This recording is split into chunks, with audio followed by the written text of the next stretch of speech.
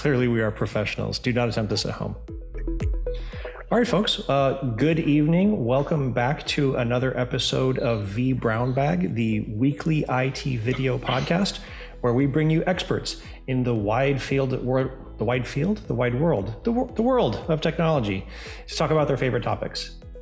This evening, we have an old friend of the show. Very excited to have him back on again. Eric Matthes, how are you doing this fine evening, sir? I am good. I've been working hard. I've been looking forward to this. I say evening, but it's actually just it's 4 p.m. your time, so it is. It's darker here now. Evening. It's interesting. Ever since the pandemic, we've had a lot of folks that have been coming in from tons of different time zones. We had somebody from Madagascar that woke up and presented at, I want to say 6:30 a.m. their time. It was a great one. It was like Hindu Hawawasam, and he was talking about serverless. He was one of the AWS community builders. And I was like, "Are you sure you want to get up that early?" He was like, "Yeah, I want to get on vBrownBag. I love your show." So I was like, "Oh, that's amazing." So it's we've been expanding our palette. But with that in mind, get in on the conversation. We will be paying attention both on Twitter. If you at vBrownBag, we will be listening there. If you are in the live studio audience, we will be answering the Q&A with Mr. Matthes. And if you are in any of the other time zones, then you can also present on the LATAM or EMEA or Brazil vBrownBags. Feel free to ping us on Twitter or attach to us either through our Twitter hashtags, or LinkedIn, or any of the other vast myriad social media channels that are out there. We are also now on Threads and Mastodon and Fostodon and all of those things as well. If you want to, I would highly encourage you to follow Eric Matthes on Twitter. He is EH Matthes there, but he is also EH Matthes on Fostodon. Are you on Threads or Blue Sky or any of the other things, Eric? I have joined Threads. Seems like an advertiser's playground right now. Yeah, right. It's going to take a little bit for it to get underneath its wings. What's the best way for folks to get in touch with you? I'm going back to giving out email addresses. It'll be on the slides. Okay, awesome, cool. So it's been. I'm gonna stop my share. It's been a minute since we last had you on the program. The last time we met was in the before times. Let's do the little Yes. wavy before times. It was 2018. We met at at my first PyCon, and we were at the No Starch booth. No, we were in front of the AWS booth, and I was talking about how I was excited to meet you to somebody else, and you were standing behind this guy that I was talking to about you, and I looked over at you, did not recognize you from your pictures, nodded to you because I thought you wanted to be in the conversation, and then I started continuing to wax on about this amazing person that I was excited to run into, and then you're like, "Oh yeah, that's me." Yeah, I fly under the radar a little bit in person. It's nice. It was absolutely hilarious. And for that, the dude took pity on me and gave me an amazing AWS/iHeartPython t-shirt out of the whole thing. And then we booked you, and you came on vBrownBag and told me all kinds of things that I had not. You do fly under the radar very much because you have so many different projects and programs that you give your time to. If anybody hasn't seen it, I encourage you to watch the older version of the show, because Eric, one, gave a great presentation back then as well, but two, let us see a lot of, I was flabbergasted, I was gobsmacked. You get around, you do a lot of very, very cool things for a lot of people. Alaskan fishermen, kids in Alaska, you give of your time. You're an amazing philanthropist and humanitarian, and I thank you for coming back on the show. Well, thank you for the kind words. So Raja, I looked at your name and I said Vasant Raja. I hate you for that. Can you please, Roger? Just so you know, the correct pronunciation of my name is Raja. It's not Roger. It's Raja. Wait, what? seriously? The correct pronunciation for my name is Raja. It's not Roger. Okay, but Shala, did you know this? Really? Did you know the Shala, or did you know? No, that's just like people probably don't know, like Chris knows, but yeah, the pronunciation of my name Is Shala, not Shala, but everybody says Shala. So I was like, screw it. This is a Sisyphean battle. I'm not going to fight it anymore. So getting back to Eric, right? I noticed you also have podcasts. You write books. Tell us about those avenues that you use to get your message out about Python. Yeah, I have an intro slide that will show that, but my main work is Python Crash Course, the book. I write a weekly newsletter on mostly Python.substack. I don't run my own podcast, but every couple of years or so, I try to make the rounds of the different Python podcasts. Oh, okay. Right. Yeah. It's interesting that, I didn't think about that, because you've written the book that the beginner book that everybody reads. You haven't pigeonholed yourself, but you have to interact with a lot of people at the beginning of their career. So that doesn't scratch the itch for the advanced stuff. So that's basically why you're doing the mailer. Yeah, and Python Crash Course, if anybody's unfamiliar with it, it's really 2 books in one. The first half is an introduction to the basics of Python, but the guiding question being, what's the least you need to know in order to do independent projects? And then the second half is 3 different projects, a video game, data visualizations, and a web app project, which people learn to deploy. Used to be to Heroku, now it's to platform.sh. But it basically takes people from knowing nothing about programming to having a deployed functional web app. And so, yeah, I stay grounded in how people learn the basics, but I also get into the real heart of it, which is how do people use Python for the problems and things that they care about. Yeah, this is literally my favorite book. Every time he comes out with a new edition, I buy the new edition, and then somebody that I know that's local to my area that's interested in Python, I then give them the previous copy. They invariably then buy the next edition as well. So I get their appetite whetted, because it's a great read. It's a very soft introduction. It's very well written for the beginner mindset. I was not a developer. I am currently still not a developer, but I'm a little bit further along. This one and Al Sweigert's book, Automate the Boring Stuff. These are like my 2 Bibles that I went to constantly over and over again. So when I was talking to that guy about how excited I was to meet Eric, I was literally fanboying, because I was like, I was a groupie with my little book. Sign my book for me. Yeah, I naively thought I could write the book in one summer because I was a teacher and I had summers off. Right. And then do the revision during the school year and be done in a year. And it turned into 2.5 years of writing. And my wife watched that and she thought I was just writing this dry book. And then she started seeing the feedback that people wrote. And her description now when she talks to other people about it is like, it's a programming book, but it has a lot of heart. And people kind of see that. And she described it as the messages that I share with her from readers remind her of things that she used to hear from my students in the classroom about the way I teach. That's awesome. Yeah, Cool. it's very satisfying. And your book is what, in the 3rd edition? It just got released, right? This year? Is it 3rd edition? Yes. Okay. 3rd edition. Yep. I'll clip out the other question before we got started.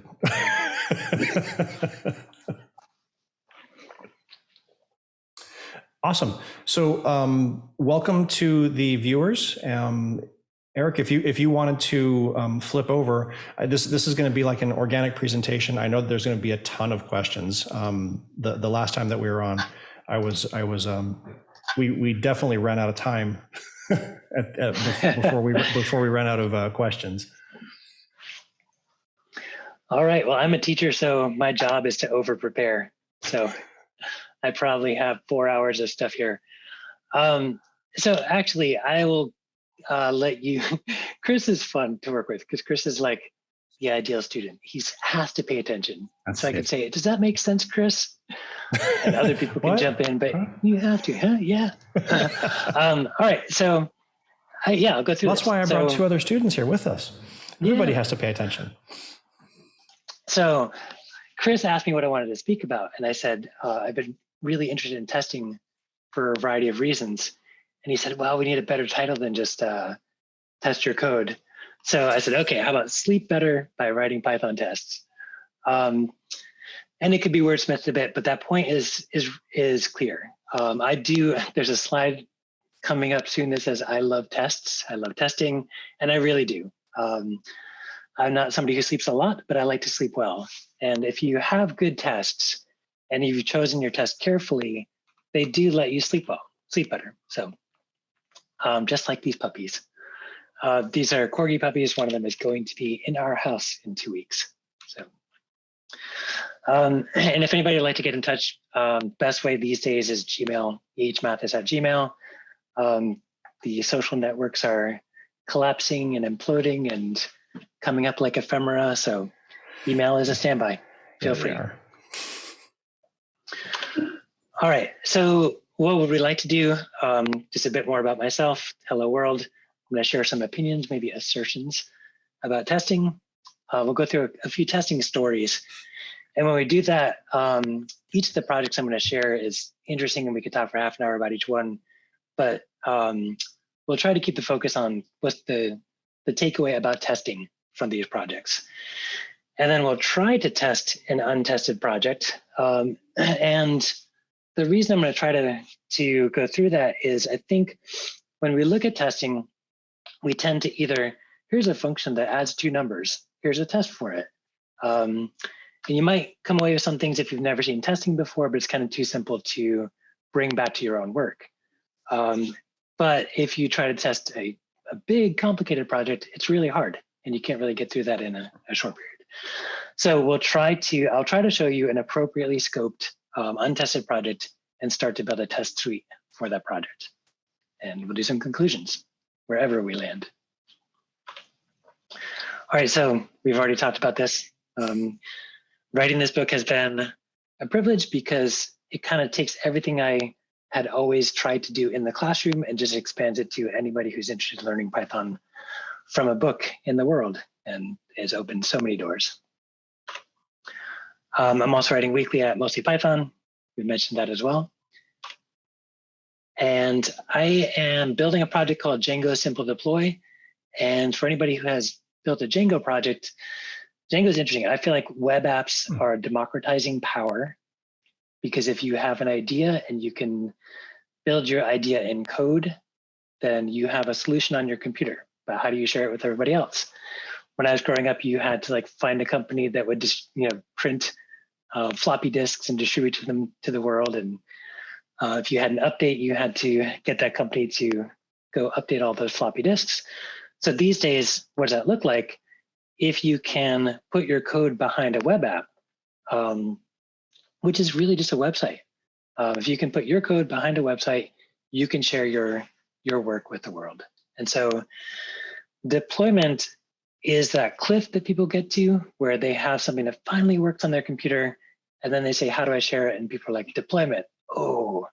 And so this project, since most configuration for basic projects is fairly scriptable, this project scripts that configuration. So you can install simple deploy, run manage.py simple deploy -- platform, and it supports 3 platforms currently: Fly.io, platform.sh, and Heroku. It's not at 1.0 yet. It's a project that acts on other people's projects. And so there's a lot of work to do to ensure that it's stable before it can be at 1.0. And I love testing. I really do. I didn't learn about testing for about the first 20 years of my programming life. It was always just seen as this thing that was difficult or unneeded, or I don't know. And I wrote my first test one day and I was like, that's it. And I walked away feeling better about my code.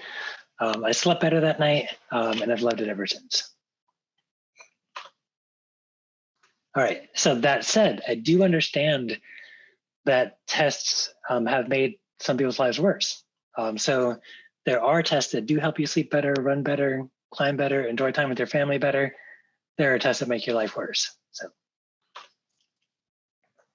All right, feel free to jump in anytime. There are pyramids about testing.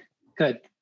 Oh, sorry. I was going to ask, do you have an example of when a test made things worse? Yes, it's like 1 or 2 slides away. Okay. Yeah. So this pyramid is all over the place, or pyramids like this. And so I took this from Automation Panda because I really enjoyed that resource. Basic idea here for people who haven't seen this or aren't clear on it is that unit tests are the smallest tests. They're the easiest ones to write. They're the cheapest ones to start to write, put into practice, to run. Integration tests and end-to-end tests are more involved. I used to have these backwards. I always thought integration tests were reaching out and dealing with the real world. I've come to understand that integration is really about integrating your units. So if we think of units as functions, you're testing individual functions in your project. Integration tests say, do all those functions work together to do what you wanted to? And maybe you don't touch the real world, maybe you don't touch network resources, but you test the overall workflow of your project. And then end-to-end is about actually using real world databases, using the actual database provider that you are using for your production service, any of those real world things that the users are impacted by. So if anybody ends up with a question about this kind of pyramid, where things fit into on the pyramid, it is good to go back to that and clarify that. I've had a number of test suites that I was involved in where it was worth going back and saying like, okay, we've got these like 500 lines of code for our test suite. Where are we at in this pyramid? If two people think they're at different places in the pyramid, you can get some confusion. So I have appreciated these kinds of visuals. All right, so getting ready for this, I started to kind of formulate some of my stronger opinions about testing. And I feel like unit testing gives testing a bad name. But integration testing is what actually lets you sleep better. And I come to this from my own experience. So I write tests when a project gets to the point where it's starting to do what I want it to, but oh no, if I break it, it's going to hurt me or hurt other people. It's going to slow me down, keep me up at night. More seriously, break somebody else's work, right? And so why are unit tests, why do they give testing a bad name? We're told to start there because they're easy to write. All right, you don't need any external resources. You grab a small piece of your project, piece of your code, a single function, and you test it. All right, good. So we have some test coverage. But why is it bad? They aren't always helpful for a developing project. I think, yeah. I'd like to point out many of our projects are developing projects. And what I mean by a developing project is the implementation changing? And so most of my projects, they're evolving enough that I kind of don't want to write unit tests unless I have either a critical or stable piece of my project. So my 2 takeaways from this kind of reflection is that what's worth unit testing early on? Stable implementations. So we have a function that we don't plan to change. It's refactored, it's important, it works. You can write a unit test for that. And that test should help you. Unit test critical units. And so if there's a piece that might change, but gosh, it has to work for the rest of our project to keep functioning, that is worth writing a unit test for. I don't think I put it on here, but yeah, sorry. What I'd recommend is not testing units that you think you're going to change the implementation of that don't meet these criteria. Because I think that's one of the places where people end up frustrated with tests. They write a bunch of unit tests to get good coverage. Their implementation is changing. Their project is evolving. And you get to a place where your unit tests are breaking without any harm having been caused. It didn't save you from bugs. It didn't save your users. And so all those unit tests have done is start to give you headaches. So that would have been my clear answer to your question, Shala. So integration tests, this is interesting. Integration tests are harder to write, but they're extremely helpful for developing projects. And so I'm not going to say too much more about that because we'll get to the stories. And that'll be more clear. So unit test stable implementations, unit test critical units, that might have been copied over from the last slide. Okay, another big point before we start to look at testing that has happened. Testing is rarely easy. So integration testing, good testing, testing that helps you is rarely easy. Questions I've faced with tests: how do I create an entire temporary project, including a virtual environment? So Django Simple Deploy is a command that acts on somebody else's entire Django project. So when I test it, I need to like copy a sample project into a temporary environment, build a virtual environment, install Django, install like that platform CLI, things like that. And answering those questions is a lot more work than writing a unit test, but much more useful. I did another project about adding borders to images because macOS does not have a tool for automatically adding borders to images. And when you write a newsletter, you end up adding a lot of borders to screenshots. And so when I tested that project, I needed to compare the image that got the border to a reference image that has a correct border. And so how do I send input to a terminal app? We should see that today. So the bigger point here is integration testing is harder because it forces you to deal with these kinds of questions. How does my output compare to known correct output? Fun part, it's interesting. I mean, I like programming in part because it's challenging. And so I am not going to get into the weeds of how we manage images in code, but I like to sometimes. And so writing integration tests for an image-based project has let me spend a couple of days or a couple of weeks digging into that aspect of programming. And it's very much worthwhile. All right, so stories. I'm not going to spend too much time on this. Tests are critical for a project like Simple Deploy because people will only use my project if my project doesn't break their projects. So if this tool gets out there and people do start to report, oh, don't use this because it broke my project, nobody's going to use it and they shouldn't. Tests are challenging, I already mentioned that. And takeaways. So one of my takeaways is that testing can be a development tool, not as a verification tool. And so what I've found through focusing on testing for a little while is that a good approach to testing runs your project for you, not just because you want to verify the output, but because you can then drop into your project at different states. So I have the testing suite for Simple Deploy. I can run it against a project and then hop into that project and see various ways that the project has reconfigured the target project, which is much nicer than doing that manually. So the goal isn't just automatically test all the outputs, it's automatically get to a state where we're focused on development work. And fixtures are magic. So fixtures are the pieces that take that sample project, copy it to a different environment, create the environment that's needed for testing. And magic that you can learn. Before I touched testing much, fixtures sounded like something I couldn't do or I would need to spend a long time learning. Complicated fixtures usually evolve over time, but the concept of a fixture is easier than a lot of people think before they've developed their own. And so the suite for Simple Deploy has a couple of flags. So I can run PyTest, which just runs a standard test, or I can run PyTest - open test project, and that runs a test, and then it automatically opens a new terminal window open to that project with a virtual environment active where you can then run additional commands from the state where Simple Deploy has reconfigured that project.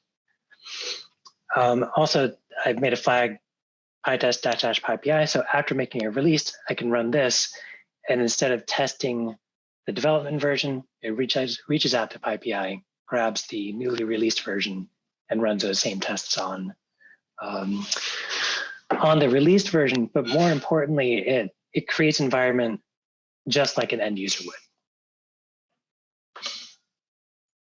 All right, GitSim. Have any of you heard of this project? No, I have not. Okay, I would not have expected to.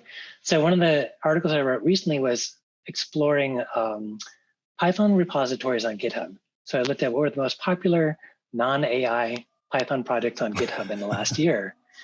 And this project caught my eye because what it does is you run a command like gitsim merge my start testing branch. And it shows you all of your commits, and then it shows you how your merge commits would fit in with your main branch. And so this person, Jacob, who's the author of this project, his goal is to help people understand how Git works by helping them visualize what's happening on their own project. And so I like this kind of teaching and learning tool that that is based on your own work. So rather than like, oh, you have to get into the context of somebody else's sample project, you just run this tool on your project and you get to see like, what Git is doing with all of your commits and branches and merges. But even with 3,000 stars, when I first found this, it had 3,600 stars. There were no tests. And when I first tried it, trying to write an article in a newsletter and like give some attention to this project, the project didn't work. And he had made a release the day or two before and broken something and didn't realize it. And I found the fix. I put easy in quotes because it was easy because I had been doing relevant work. I've been thinking about testing, so I wrote a quick test and then got in touch and I contributed the initial test suite. So takeaways, testing matters. This person has a growing, increasingly popular project, but they're still making broken releases just because there's no automated test. Testing does matter, and people do want help with tests. So there was an open issue about starting a test suite. Some people had started to talk about it, but nobody had really gotten clear on how to implement it. It was very satisfying to jump into that. I won't show this right now, but one of the highlights of that is that the core test suite is one function, but it runs 18 tests. And so that's the concept of parameterization, where you write a test and you tell it all the different ways you want it to run. I'd take it back. I'll pull that up because, oh, that's not a stealth ad. It opened in the other window. All right, so this is the command. Sorry, this is the test file for gitsim. And this right here is the test function. Chris, you can see that, right? Yes. All right. And so that's one test function called test command. But what it does, it runs once for the command gitsim add, runs once for gitsim log, gitsim clean, and all that. And so it's really nice for Jacob, because Jacob is aware of testing, but he doesn't love it as much as I do. I don't quite understand that about him yet. What's nice about it for him is when he implements a new git command in gitsim, all he has to do is add a line to this list of commands, generate a reference image file for what that should look like, and then next time he runs the tests, it tests that command as well as all the existing ones. So yeah, parameterization is magic that you can learn. All right, this is what I was going to mention. Chris, I know Chris is a musician, and so I'm learning piano, and I have to learn the grand staff.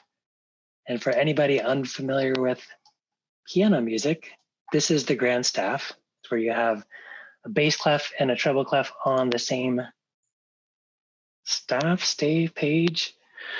And so it comes down to about 34 notes. And so I have a piano teacher. The piano teacher said that everybody has to take quizzes with her flashcards. And so I'm like, okay, I'll do that. And so I made my own flashcards, studied for a week, took the test, and got about 1 minute and 10 seconds. And she looked at me and said, oh my gosh, like you're my fastest student, because nobody else makes flashcards. So she told me that the next week, she told me that her 5th grade students were mad at me because who's this adult who can do the notes faster than her? So I made this tool that you click start quiz and it shows you a note. And if you click it, it moves on. If you click the wrong one, it just gets disabled and you go through all the notes. When you're finished, it shows you your slowest notes and you can click on them and study them. And you can also choose to practice your slowest notes. So instead of practicing all the notes all the time, it automatically selects the notes you're struggling the most with.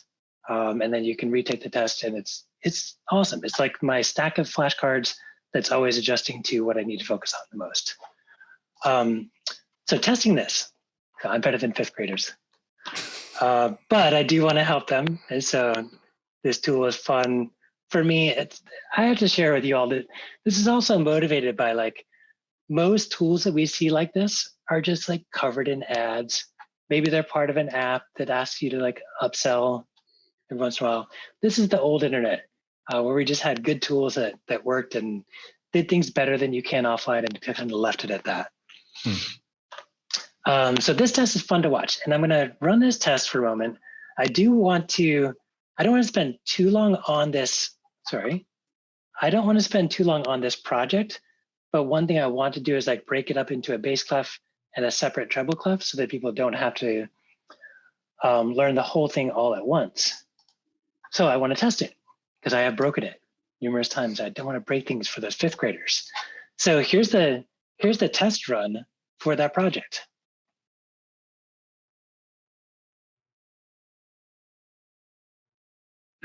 And that's it. One of the fun things about that test, first of all, it's fun to watch a computer just fly and do better at something that we are slower at. It's super satisfying for me to know after I change something that everything works. And I'm not even going to change that to a headless browser because it's kind of fun to watch all the notes flip around. But also I want to go back to that point that tests are development tools as well as verification tools.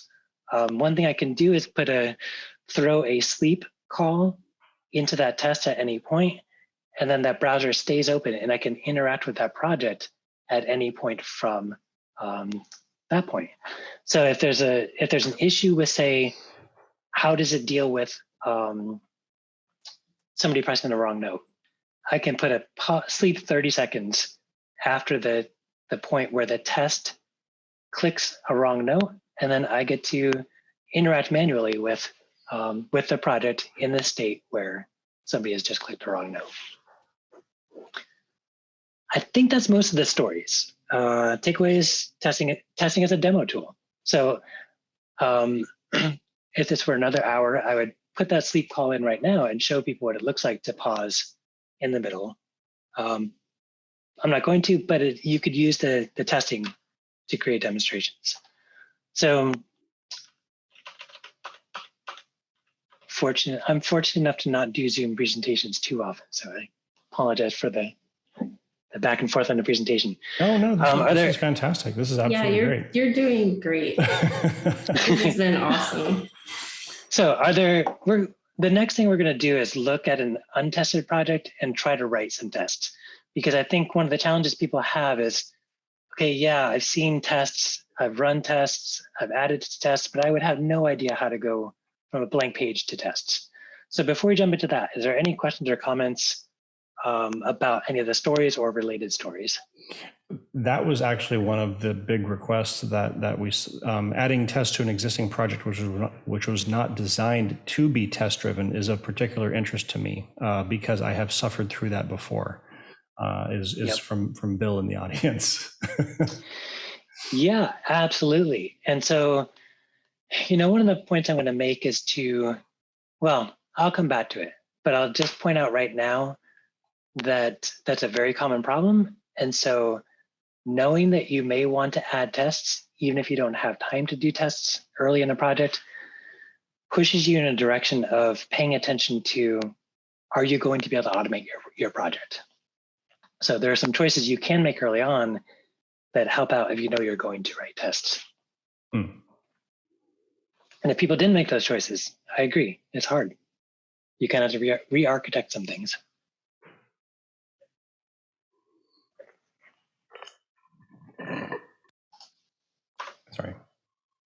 No problem.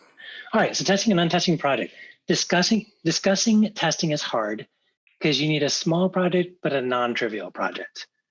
And so assertions that are too simple really doesn't do too much beyond the basics. So I made a project last night, Wimbrel, my very first terminal-based text editor. I've always wanted to write my own text editor. Have any of you done that? No. No. Okay. I'm not going to rewrite Vim, Emacs, Sublime Text, but I always wanted to, and it was just as much fun as I thought it would. I got to a point last night where I was starting to use Wimbrel to write Wimbrel, which is, I laughed out loud. I LOL'd. My kid came up and I had a problem where the buffer was not like loading correctly. And so like every time you type something, it would just like add a new character. And you had that like pyramid shape of text, always adding one on to the next line. It's named Wimbrel because I like birds. And it turns out there's not many bird names that haven't already been taken in Python. I also saw these birds for the first time this summer. So Wimbrel opens in text mode. Escape is a command mode like Vim. Pressing T goes back to text mode. R reads a file. S saves a file. And Q quits. So I'm an early morning person. I'm not a late night person. I was up till 1 last night making sure that this project would work well enough to test. And it kind of goes back to the point. What was the name of the person who asked Bill. the question about Bill? Yeah, Bill's point is really good. And so one of my questions as I was whipping out this prototype was, is this going to be testable?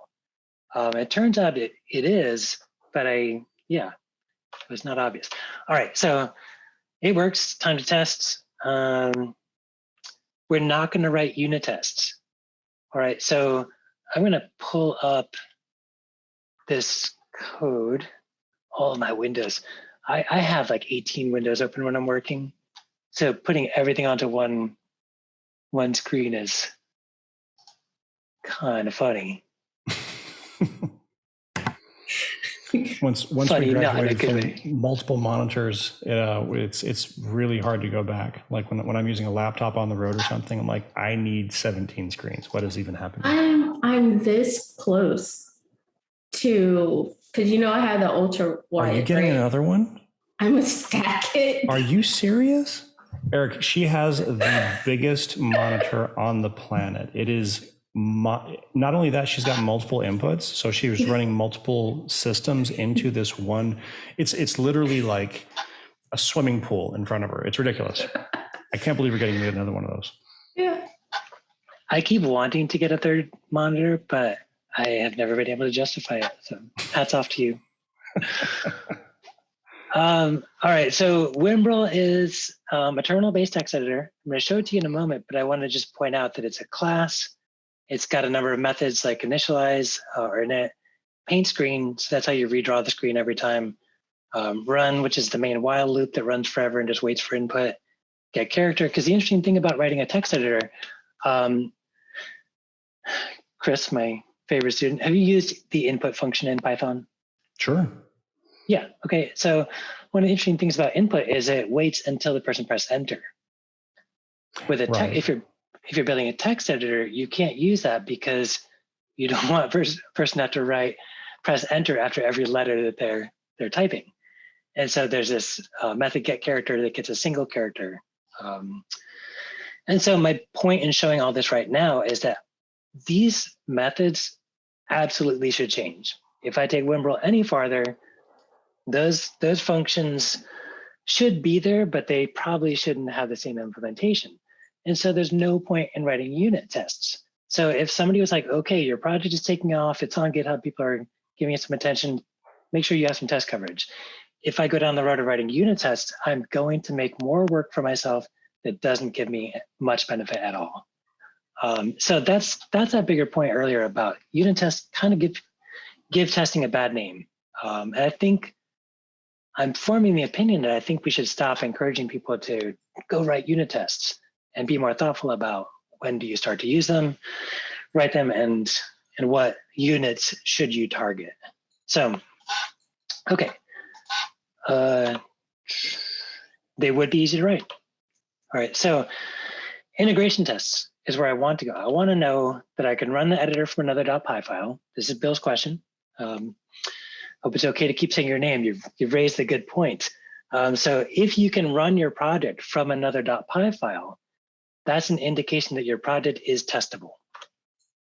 I want to know that I can verify output. I want to know that I can issue commands in the editor. I can open a variety of files without corrupting them. This is the part where people can start to trust that they can use my editor. I can open and save files without corrupting them. All right, so this is the big question. How do you go from a blank page to parameterized tests with fixtures? The plan is this: use the editor. Make sure we know how to use it manually. Write a small script that runs the editor. If you can do that, that's a lot friendlier than writing a test. Test kind of has test infrastructure around it. A lot of times it's easier to just write a .py file that runs your project and then start to build that into a test. Write an empty test that passes, because that shows that you have the infrastructure. Write everything in one function, all your setup work, everything. Repeat that as needed. And then you start to pull into fixtures and then parameterize. And so people who have done a bunch of testing will use a different order. They might write some fixtures because they know they're going to use this in a bunch of test functions. If you are there, you're probably not watching this podcast, this presentation. So if you are newer to testing and you do have that blank slate, this is a great order to go in. And the nice thing is, like, if you are on this, write a small script that runs the editor, that's basically a test. It's not, you're not running it as a test, but you can use it as a test. And if you get this far, you have a test suite. All right, demo time. As you're setting that up, there's another question from Joshua in the audience. And this might be a little bit more advanced and for further down the path, but when adding tests, how do you determine when or if expected to pass or expected to fail tests are worthwhile to create? Perfect question. Chris, what time do you want to end at? Whenever you get tired, because I love having you on. No, I mean, normally we stop after an hour, and that's fine. But this is really good stuff, and we can chop it up into a couple of episodes, however you want to do it. When you feel like you have run the course, I don't want to stop you. All right. So I'm going to come back to that question in a moment because I think it's a really good question. You should see your tests fail. If you don't see your tests fail, they might not actually be testing what you think they are. So the question about like expecting failures versus making assertions about things not being true is an interesting one. And so if I don't answer that question, I'd like to come back to it. If I don't answer that question as we do the work, let's come back to it. This is the Wimble repository. There's instructions here for installing it. And so I've done that.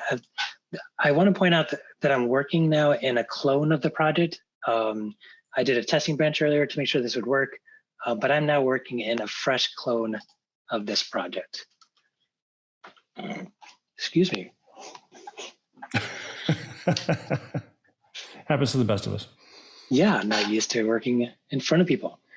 All right, so this is my Wimble project. This is a fresh clone. I don't think I've changed anything. I have a git log shortcut. We're on the main branch, updated requirements. All right. So I do like to show workflow. I'm going to make a branch. I'm going to call this demo testing.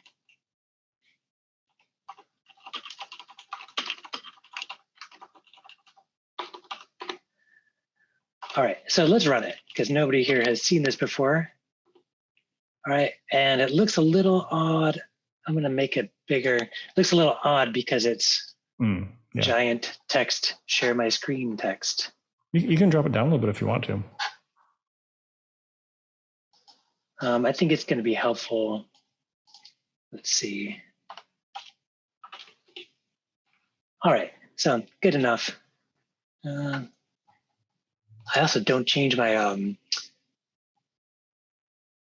my terminal settings very often. It's So this was command, also command minus. all right.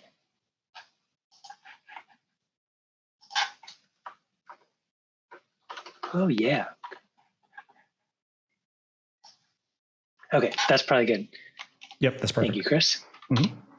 Okay, so another funny thing about writing a text editor, you have to write a lot of text. So I wrote this a lot last night.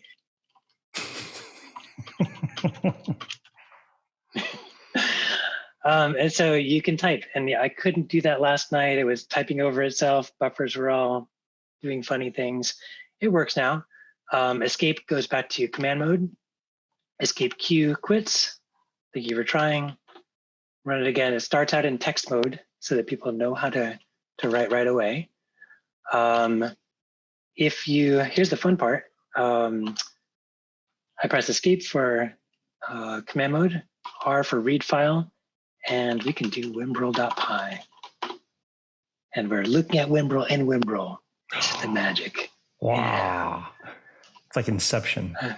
Yes. Doesn't have tab completion. Can you imagine that? All right, What? Oh, I Who know. wrote this? Yeah, it'd be fun to implement it though, because you start to see what goes on behind the scenes in the editors that we use on a daily basis. Okay, so I'm going to quit. You can also give it a file name when you open it, when you run it, and it will open with that file. Clearly, I did not plan for long files to be opened yet. We lost the menu bar. All right, so my point in showing that was just to show how Wimbrel works. So it is a terminal-based text editor. The main point for our testing work is that this is a small project, but it's non-trivial. If somebody were to use this, they're going to open files that they care about. They want to know that they can exit without damaging their files, that they write something, it's saved, whatnot. So we have some non-trivial functionality that if we're going to go any further, we really should be careful to preserve that functionality. So it's a perfect time to start integration testing. And so that first, I'm going to go back to this.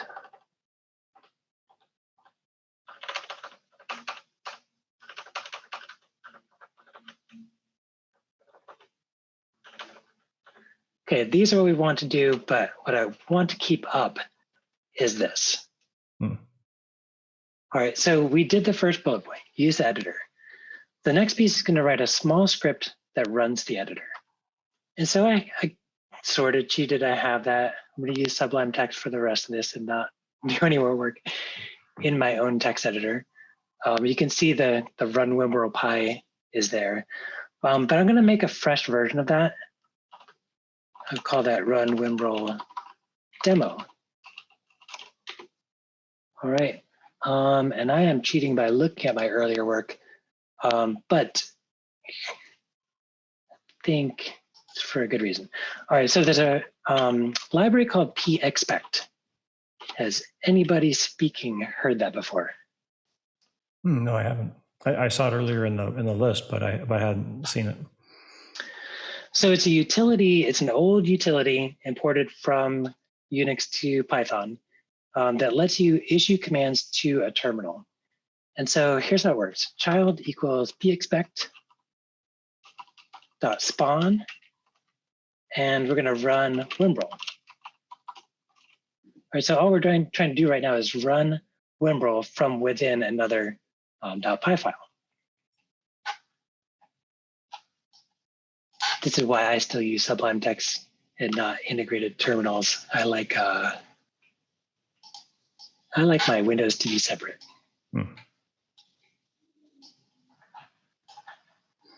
Can also show off my new windowing tool. Ooh. Which windowing tool is that? It's Moom, I think is what it's called. MOOM? Yes. Okay. Can you see those two windows cleanly? Yes. Okay, so we have run Wimbrel demo. got saved in the wrong place.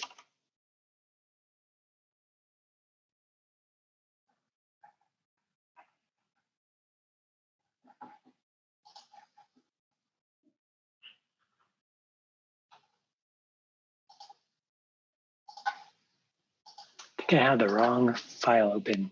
Sorry, this is what happens with a couple of versions of the project.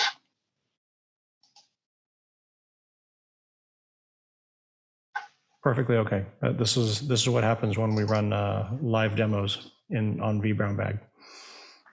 Yes. I have plans. If it falls apart, I can show the main points that were going to be made. We always keep a pre-baked pie in the oven just in case the apple pie that's running on the show falls through.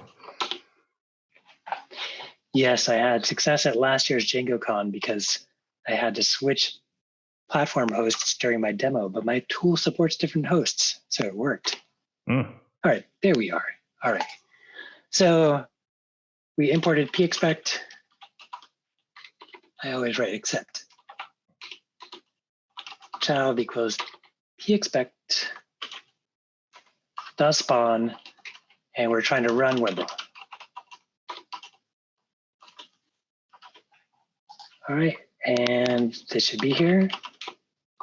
And Python run Wimble demo. What we're looking for is no errors here.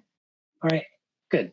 So what that means is we're able to import pexpect, and we're able to spawn this process with Wimble running in it.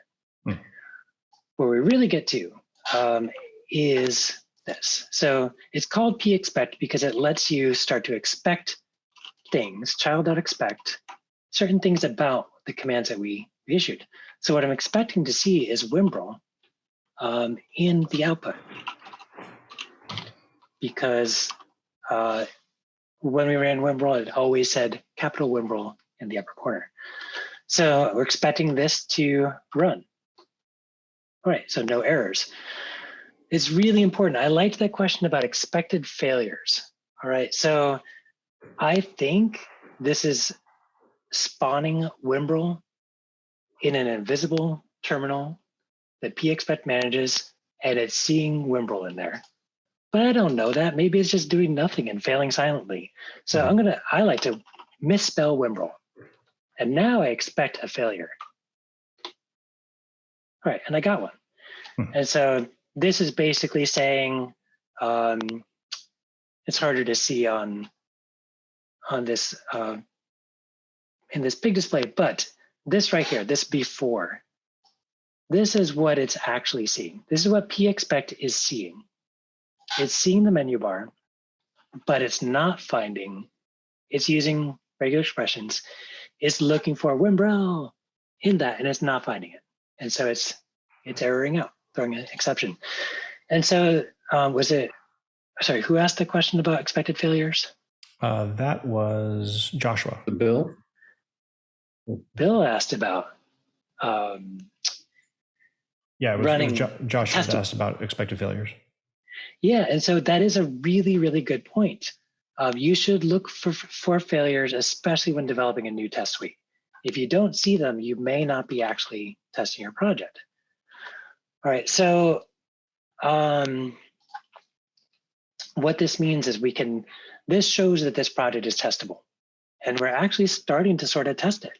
We could run this anytime we want and just prove that Wimble still runs. I also want to make sure that I can send commands to Wimble. All right, so this is sending the H character. All right, and it worked. It did not fail. And we can prove that showed up. And I'm gonna copy paste a little bit, try not to cheat too much.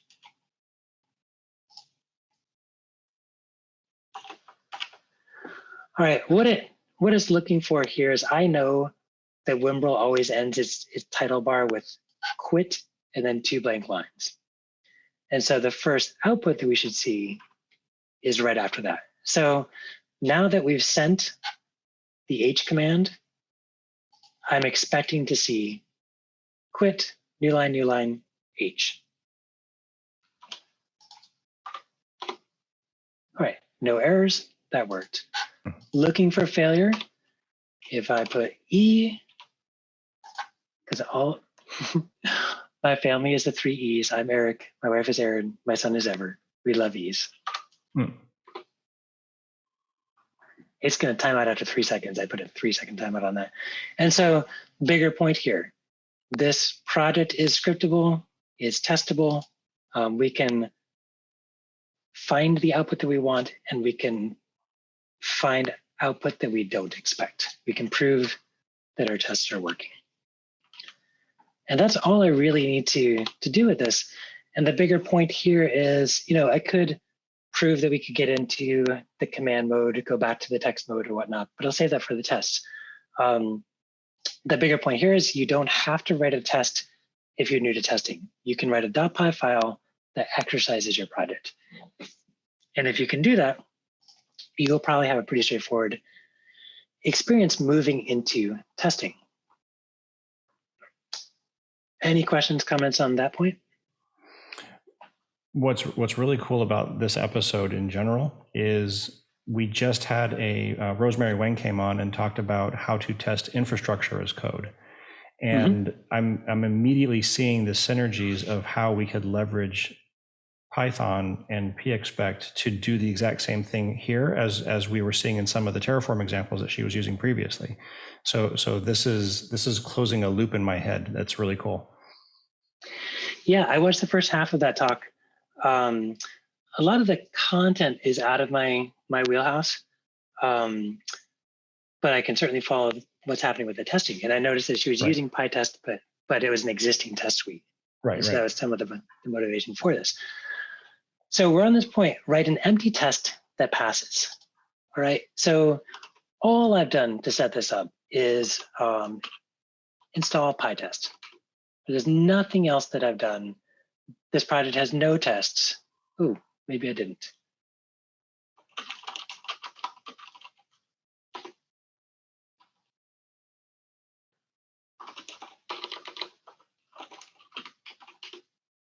Oh no. I know it happened.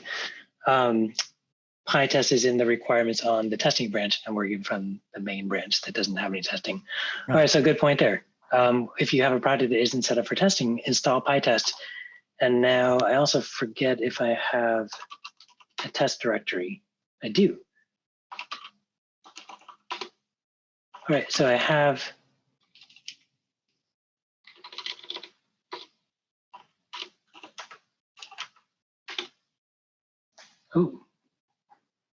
I hope that's not there. Let's see.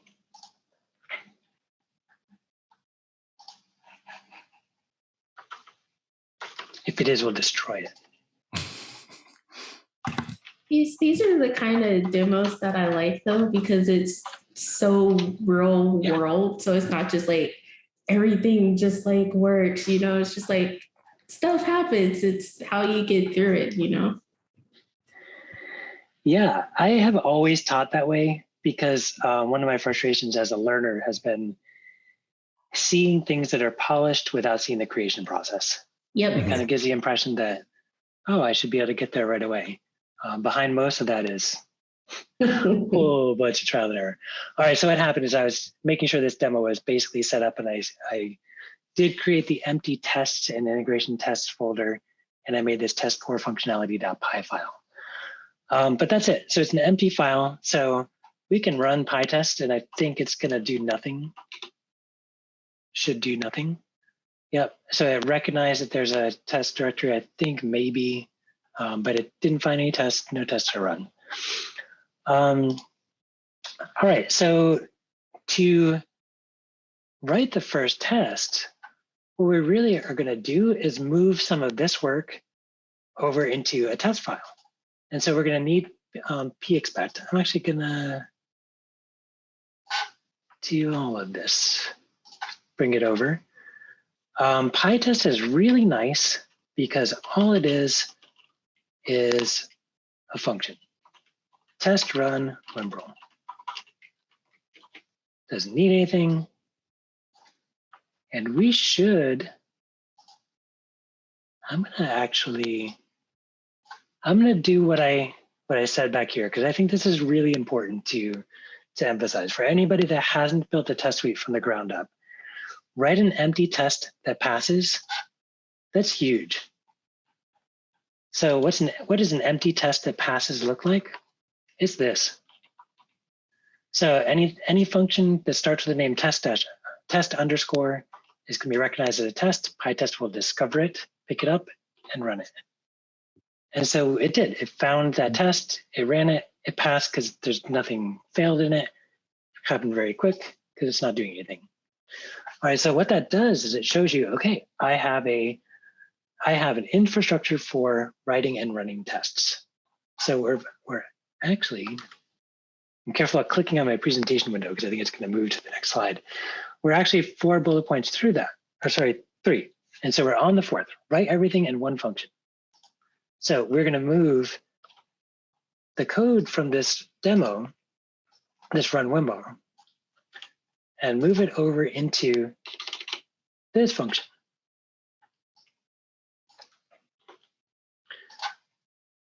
And that's exactly what we do. We want to spawn Wimbrel. We want to look for a Wimbrel in the name, make an insertion.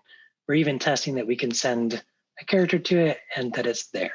No assertions. We're just going to see that this test still passes. All right, pass took a little longer because it's doing more work, but it did pass. So I'd like to demo good habits as well. So get status, we should see some changes, add everything. I love it. Commit, first test running Wimbrel. I'm gonna say works. I'm not gonna be specific about passing and not passing yet. All right, so I'm gonna leave that because I want to know, before I make any assertions about saving files and whatnot, I want to know always, every time I run this test suite, that it can run Wimbrel. And so I'm going to move this back to 0.1. All right, so there's no assertions. It's kind of like the expect is acting as an assertion, because if that expect fails, it's going to raise an exception, and PyTest will flag that as a failing test. Any questions, comments about that first test? Let me double check everything. No, I think we're good. All right, so we are through 4 bullet points, write everything in one function. And now we're going to repeat as needed. And if anybody hasn't heard this, in testing, copy pasting is fine. The point of tests is to have really simple, clear code that does what you want. And when it breaks, you don't want to have to dig through like a call stack, a traceback. You want to just see like what was the line that caused a problem, and then go focus on fixing that. So I'm going to do test run Wimbrel fail, and this is where we're going to do this change that A, and I'm going to put a note here. This should fail. All right, and before this, fancy things you can do with PyTest, but we're just going to run this and we should see a failing test.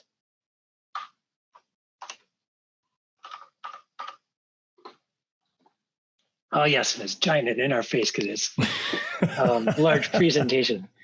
All right, so what we see at the bottom is 1 failed, 1 passed. We're expecting that. If I can find it in here, what really matters is that here's the exception. PExpect.exceptions.timeout. All right, so I'll tell you another mistake. I used to write this at pytest.xfail. That's an expected failure. And you run it. Oop. It did not import PyTest.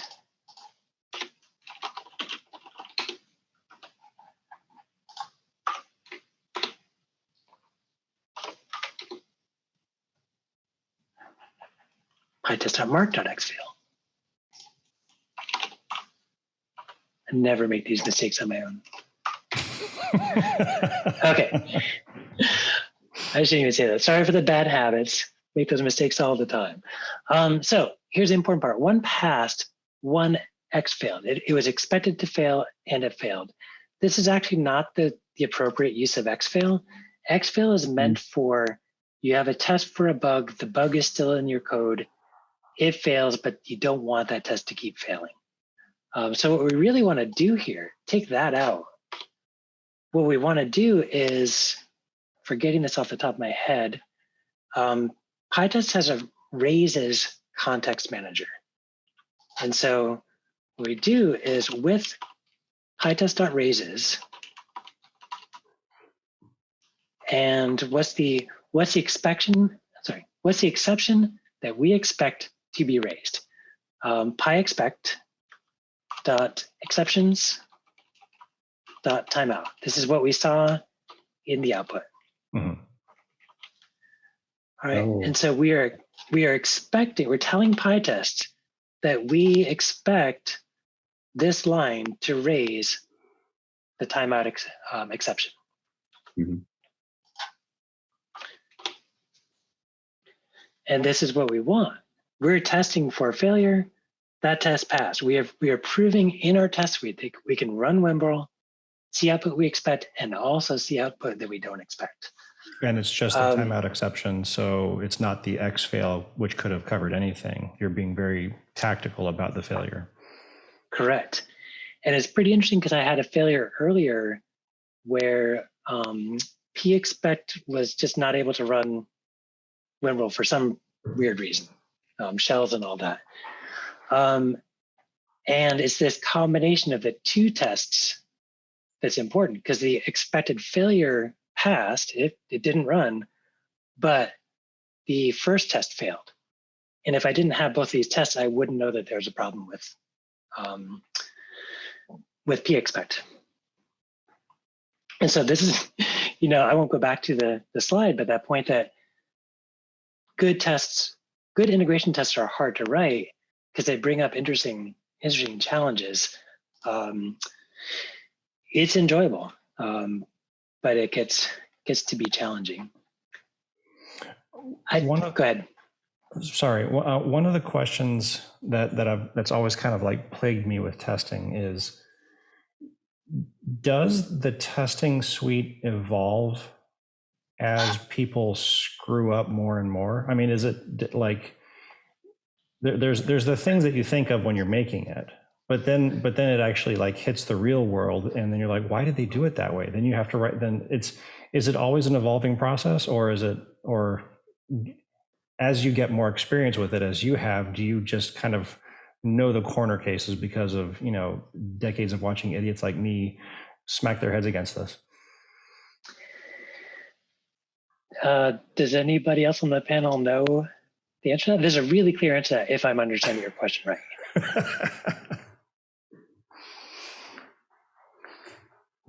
Can we defer? Yeah. And the fact that you're asking it makes me happy to be here, if I'm understanding your question right. So I heard your question as, should a test suite evolve? All right. Yes.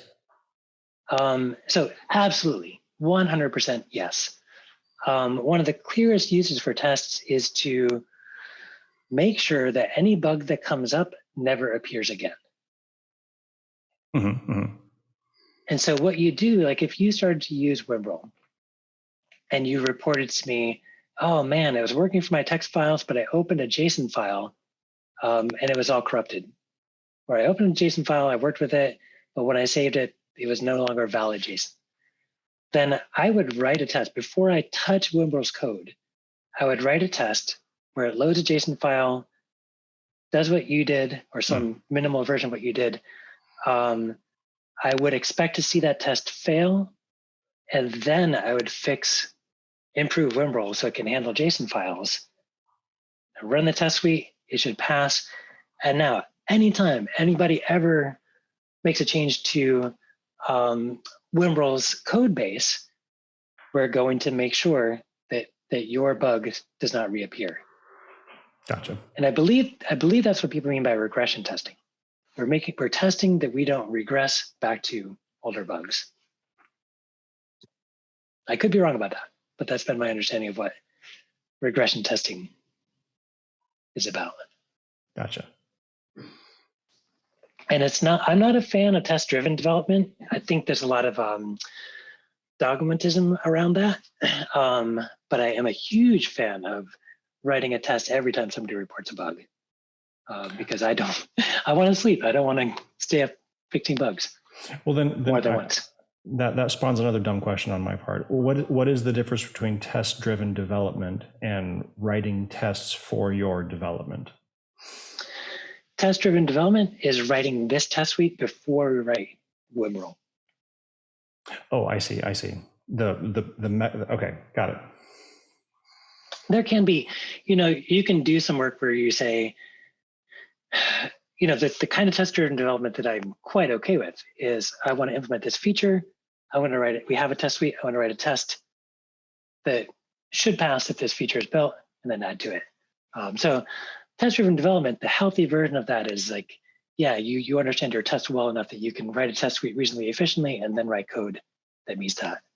I tend to do more exploratory work. And when my exploratory work starts to be meaningful to myself or others, then I start putting tests in there. That makes sense. Okay, and cool. I have a feeling that a lot of people are more in that camp than in the camp of, oh gosh, I have this super important, critical, well-spec'd project that I need to write correct the first time. All right. So I know, again, I did overplan. We could go a long way. What I'm going to show, because I want to make the point about fixtures. All right. So I can do that right now. So we have this path. We have this, let's see.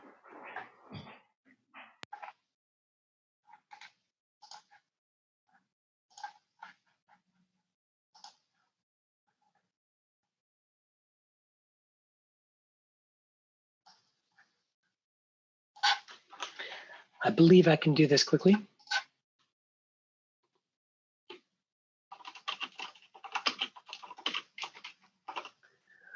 All right, so what I want people to see is Python WebWorld.py is fragile. That's not good.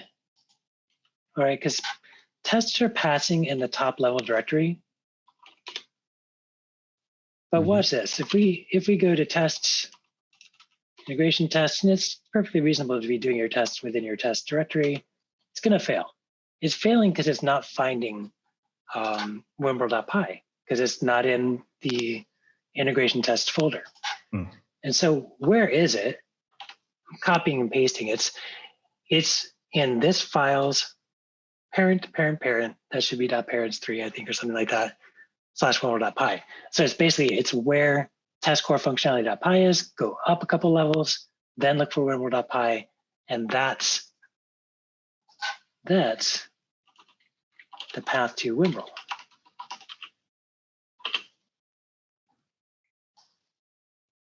So this should be, we want to spawn. Python stays the same. We're still using Python to run this, but we want to run Python and give it the full path to WebWorld. So now that question of should a test fail, we should always be thinking about which tests we expect to pass, which ones we expect to fail. So I'm expecting this first test to pass, this second test to fail from the integration test directory. And we see that one failed, one passed. But now I'm also saying if we go and copy this and put it here. Say again? Oh, no, I was saying, yeah, you have to define it for the second test as well. Yep, but I oftentimes do that intentionally. I want to see one pass, one fail, and then I want to fix the other one and see both pass. All right, both pass. And what we really want to see, and I'll do this from here, we want to be able to go back up to the root directory, and we want to see that we can run PyTest from both directories. And you can run PyTest now from from any test directory. Right. So the main point there is to start to see that every test we write, we're going to use path wimbrel. And so this is where fixtures come in. So fixtures go in a conf-test.py.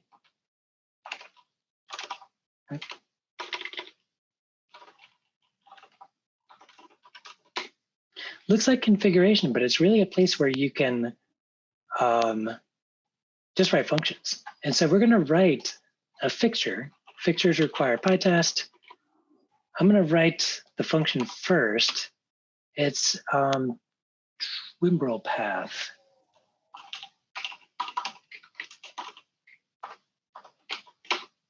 And all we're going to do, all this function is going to do, it's going to return that path.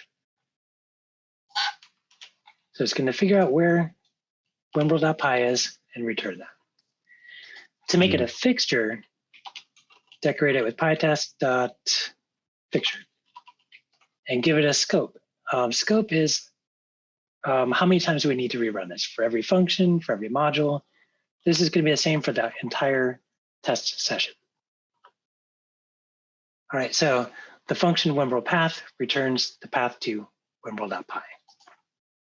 And now, here's the cool part. Take this out. Take this out. Here's where I will do both at once. And in PyTest, if you give it the name of a fixture, so call it wimbrel path or path wimbrel path.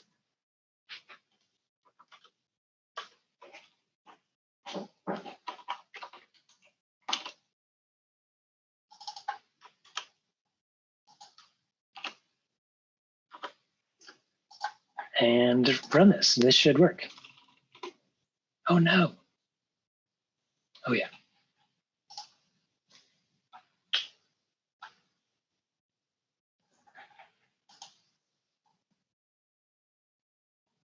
String object. I ran into this earlier.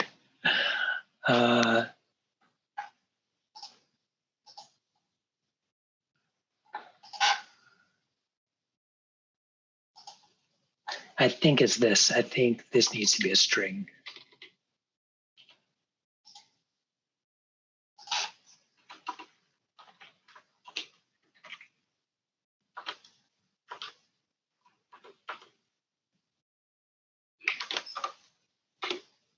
Oh, I might have run out of my live coding.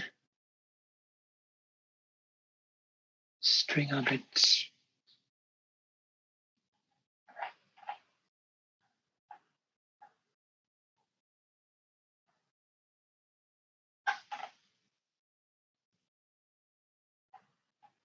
I notice Chris is not jumping in with a solution.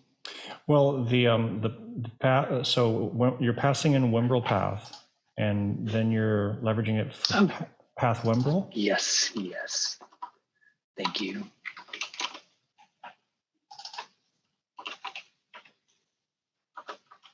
I noticed Chris didn't jump in earlier. Where am I getting that? The string on the other one now. Unstring it. Yes.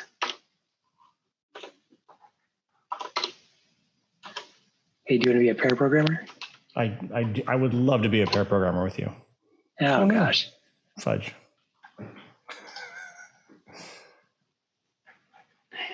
I'm not seeing where I'm looking for a name and it's looking for a name. I could cheat because we're getting to the end. The pre-baked pie. Yeah.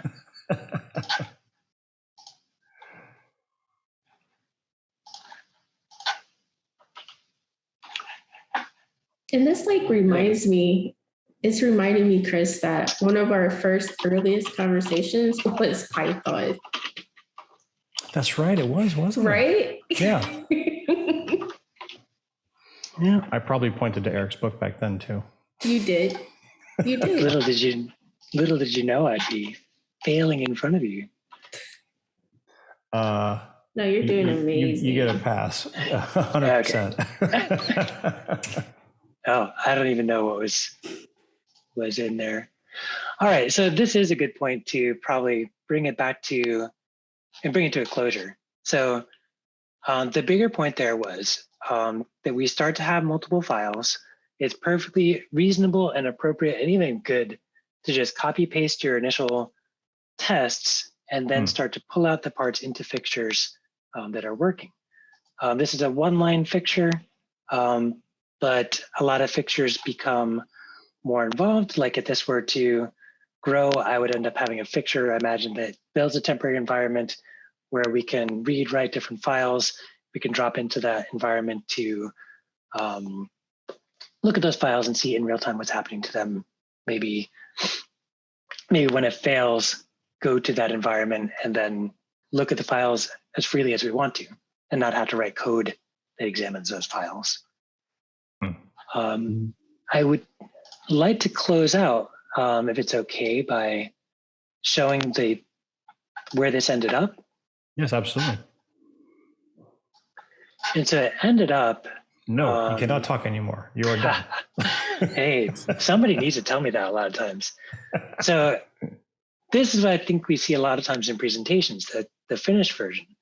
And so the last point I would have made if we had more time is here's the best test. Test open save file. All right, so we want to test that we can open a file, save a file, and then verify that that file was not damaged. Because it's very easy to write a text editor that opens a file, and then when it saves, it just saves an empty file. And so what I did, I have a folder called reference files.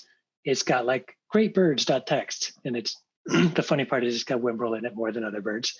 And so it calls Wimbrel, and we spawn a Wimbrel process, do the expect, but then we send an escape character that gets into the command mode.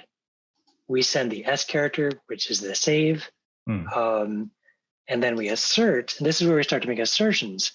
We assert that when we read the test file, it matches the text in the reference file. So what this really does is it copies the reference file, moves it to a temporary directory, opens it in Wimbrel, saves it, and then reads the saved test file, make sure it matches the original file. That's all nice. It's not too much harder. Like we've got most of the pieces. Another half hour, we'd do that. Right, totally. The bigger point is this parameterizing. And so now I have a list. So I don't have just, I keep forgetting that we're in a browser. So we have these reference files. And so I started with greatbirds.txt, Wimbrel, indigo bunting, painted bunting, Wimbrel. Wimbrels are pretty cool. But then once that test passed, I made a markdown version, I made a YAML version and a JSON version. And so this is the markdown version, same information, different versions. So these are different kinds of files that people might want to open and work with in a text editor. And so I copied and pasted this test open file. It was test open file -text, test open file _ markdown, blah, blah, blah. So there are 4 files. When they're all passing, I rewrote this with PyTest mark parameterize. You give it a name, file extension, and then you pass it your list. And just like a fixture, if you include it as an argument to your test function, PyTest will run that once where file extension is text, Nice. once where file extension is JSON, once where file extension is YAML and Markdown.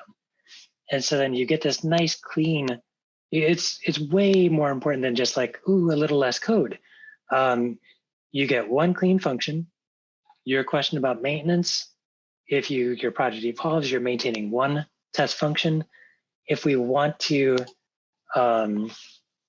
test, let's say like pyproject.toml files, we can add a .pyproject.toml here. Mm-hmm. We don't have to write another test function. We just add it to the list, add our reference file, and PyTest will automatically pick up another test. And this is how people go from that blank test suite to a test function, to multiple test functions, to fixtures that support those functions, and then finally to parameterization. And so that's a lot. I don't expect people to make sense of parameterization just from a quick, here's all you do. But please know that if you can start to wrap your head around a single test function, fixtures, and parameterization, you're going to be more fluent than most developers at testing. And you start to write slides like, I love testing. And that's every. We don't need to do more. There's great flags where you can tell it to stop at the first failing test. You can tell it to run certain kinds of tests. It's easy to make parallel. There's a library pytest.xdist. You then run pytest and auto, and it just finds the right number of threads and processes to use, and you get to take advantage of your parallelism. GPT is great for this, not for writing tests, but for helping write tests. I don't trust AI tools to write tests for me. I want to know what my tests are testing. Right. PyTest documentation is fantastic. PyTest is one of these libraries that's fantastic for beginners, and it's the best library for professional programmers and testers. And the documentation reflects that as well.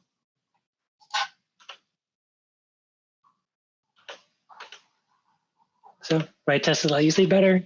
Don't write tests that keep you up at night. And that's it. I'll say this because if anybody is hanging on this long, I really do love testing.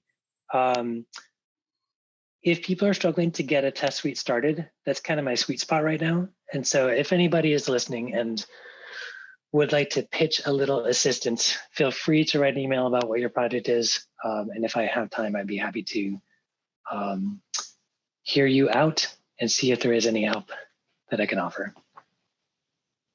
You say if anybody is still here, we've actually gained additional people in the audience since we've been going on. So we will cap it now before we actually get an entire horde of people in here taking you up on your offer and squandering what precious little time you have left. Well, I'm going to write this up. Part of the reason I was happy to do all this work, I love the topic. I've wanted to stretch myself a little bit. So I'm going to write this up as a series on my newsletter. Oh, awesome. It'll probably be 3 to 6 months from now. But I do want to lay out that whole process from beginning to end. Yeah, this was absolutely fantastic. So what I'll do is I'll bottle this in a video, and if you want to reference that in the article, then it'll be a wonderful walkthrough of the actual process. I definitely learned a ton tonight. Thank you very much. And a lot of folks in the audience are saying the exact same thing. All right. I'm glad it's useful. Cool. All right. Well, thank you, everybody. Thanks for hanging out with us. Once again, you squandered a perfectly good Wednesday night chatting with the folks here. No, I'm not going to say that this time. This was super fun. Eric, thank you so much for coming on. The last time you were on, it was 3 years ago, before the pandemic. Let's make it not be that long, and let's not have another pandemic before the next time we talk to you. Yeah. Oh, sounds good. And thank you for the invitation. I really enjoy your work and the people you bring around you. All right, folks, everybody have a great night, and we'll talk to you next time.